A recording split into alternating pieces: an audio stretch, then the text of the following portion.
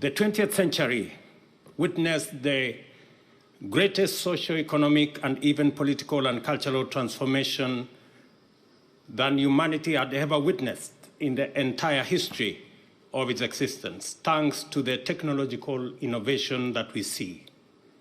It is easy to forget that the internal combustion engine enabled humanity achieve speed on Earth, flight across skies, and explore outer space, and that from atomic energy and nuclear power to the television and X-ray, as well as the microwave and magnetic resonance imaging, humanity was able to solve problems that seemed insurmountable for millennia, thereby unlocking possibilities which made new modes of economic and industrial organization inevitable, transforming societies, economies, and states for good.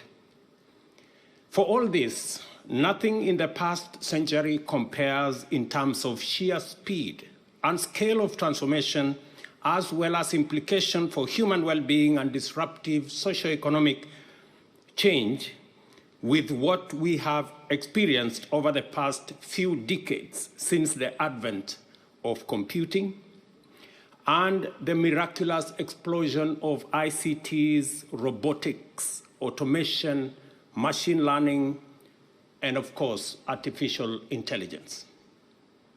All change produces its winners and losers. Just as in the petroleum-powered age, the silicon-powered era is caused a mass extinction of professions and ways of life and replacing them with new ones. Similarly, the possibilities unleashed by the new industrial revolution are also redefining the opportunity and threat terrains across sectors. There has never been a time when thresholds of change were not only periods of intense debate, but also controversy. Innovations elicit resistance and attempts to suppress or adapt it to the status quo. The fear of the unknown can be a real and huge drawback to progress, and governments, however, if they are to remain relevant, agile and responsive, must, as of necessity, move, facilitate, encourage, and champion change. From our experience with innovation in Kenya, I would say that it is wise to be vigilant against adverse implications, antisocial applications, and other threats that can arise due to unregulated or reckless experimentation with unsafe, scientifically untenable, or theoretically unsound technologies. Yet, and I repeat, yet, this must never be a ground to stand in the way of solutions to humanity's pressing needs. Our proudest moment as Kenya, which has come to define our country in the digital technology space, is mobile money, and Mokhtar Diop has referred to it shortly, which first emerged in our country as M-Pesa. When Safaricom launched the service 17 years ago, the country's banking sector was up in arms, pointing out that Safaricom had set out to conduct banking business without either obtaining a banking license or undergoing the rigors of banking regulation. For its part, the public eagerly embraced the liberating efficiency of mobile phone-based cash transfer. Many types of businesses quickly saw the benefit of cashless transaction and persuaded banks to enable them conduct their banking over the phone. After rigorous debate, Kenya opted to face the future with courage, and M-Pesa became the legendary driver of trade and commerce that it has become, transacting $1.2 billion every day, serving over 5 million enterprises, 61 million customers across 8 countries and counting. In Kenya, we understand that the soul of innovation is the constant endeavor to meet public demand by providing solutions to problems, efficiently delivering effective services, and transforming challenges into productive opportunities. With this understanding, we have exploited our digital revolution to transform the public and private service delivery landscape, enabling government to reach more people, accelerating the performance of key sectors, serve the previously marginalized, achieve inclusion, and improve the well-being of all, especially vulnerable and disadvantaged groups. Using mobile phone-based digital technologies, we have, for example, been able to register 5 million farmers and facilitate timely last-mile delivery of appropriate farm inputs. In an economy powered by an informal sector which provides over 70% of employment and contributes to more than 75% of our GDP, our transformation agenda in Kenya dictated that affordable credit and financial inclusion be made available to the majority as a matter of urgency. The Financial Inclusion Fund, or the Hustler Fund, has made this nearly possible, liberating millions from predatory lenders through a digital lending and savings platform powered by our telcos.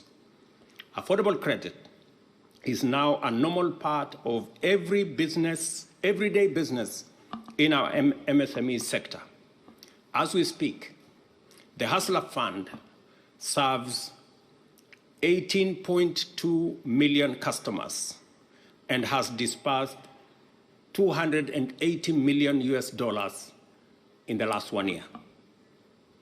Motivated by the resolve to achieve universal health coverage and make high-quality medical services attainable throughout the country, we also have deployed 107,000 community health promoters to serve in every village in Kenya, attend to citizens at their homes, capture diagnostic data with digital devices, and supervise medics using mobile phone.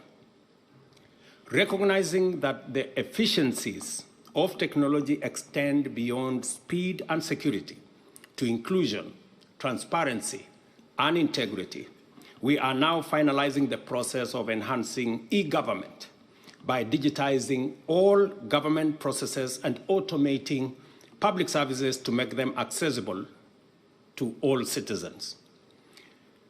In the last 1 year, we have digitized government services from 5% to 80%. The plan is to make government 100% digital by the end of this year. From the difficult conversations Kenya had at the advent of our digital revolution in 2007, we have fully embraced the brave new world of digital governance and service delivery, together with all the benefits it brings. There is no doubt that changes, threats, and dangers exist, as they inevitably do in every field of human endeavor. What is required is unrelenting vigilance on a global scale, achievable through collective action, involving leaders and citizens in the public and private sector, back home and internationally. I will give you a personal experience. When I went to one village, and this speaks to the power of energy, technology, and youth in our continent. I went to one college in a village 400 kilometers from Nairobi in Kaiboi. And I meet this young man, Brian. And Brian is a diploma student who, because of the internet, because he has a computer and there is electricity, he now works for an AI company in Germany. Mind you, Brian does not have a passport. He has never been to the city of Nairobi. But because of technology, internet, and electricity, he now works not for a supermarket, but an AI company in Germany. That is what technology, innovation, power, and internet can bring. Previous approaches to climate action have placed the world's economies in a difficult position of having to choose between development and climate action. At the first African Climate Summit held in Nairobi in September last year, Africa defined its place in this discourse. With its abundant endowment of natural resources for green industrialization, including resources for green critical transition minerals, carbon sinks, and arable land, as well as the highest green energy potential from solar, wind to hydro and geothermal, Africa is the de facto epicenter of a green industrial revolution. It is no longer tenable nor sustainable to extract natural resources from Africa, processed elsewhere, using green gas-emitting technologies. Green industrialization in Africa will simultaneously address unemployment, reduce inequality, discourage migration, while enhancing manufacturing efficiency and industrial sustainability. All it takes is investment, which calls for a measure of boldness and intentionality, like that which channeled investments that turned the desert of Middle East to give us flourishing, futuristic centers like Dubai. We must not allow the fear of the future unknown deprive bright youngsters like Brian of opportunities. If we sacrifice the benefits of progress hoping for security, we risk losing both. And if ever there was a case for great urgency in formulating a framework for deployment of AI and machine learning, young Brian and his cohort places it in sharp focus.